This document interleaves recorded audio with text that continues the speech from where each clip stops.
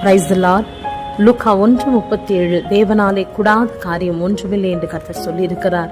ஒருவேளை உங்கள் வாழ்க்கையிலே நீங்கள் செபிக்கிற காரியங்கள், எதிர்பார்க்கிற முடிவுகள் கைக்கூடி வராமல் எல்லாம் கைவிடப்பட்ட சூழ்நிலை இன்றைக்கு மாறிக்கொண்டே இருக்கிறது என்று சொந்து போயிருக்கிறீர்களா? இந்த காலை வேளையிலே கர்த்தர் உங்கள் வாழ்க்கையிலே என்னால் கூடாத காரியம் ஒன்றுமில்லை என்று ஆண்டவர் சொல்லியிருக்கிறார்.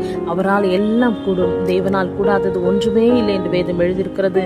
இன்றைக்கு ஆண்டவர் எனக்கு அற்புதம் செய்து அவரால் எல்லாம் கூடும் என்று நீங்கள் விசுவாசித்து உங்களால் முடியாத காரியங்கள், இதுவரை நடக்காத காரியங்களை இந்த காலை வேளையிலே இந்த நாள் முழுவதும் உங்களுக்கு எல்லாவற்றையும் கர்த்தர் நடப்பித்து கொடுக்க போகிறார். அதற்காக நீங்கள் நன்றி சொல்லுங்கள்.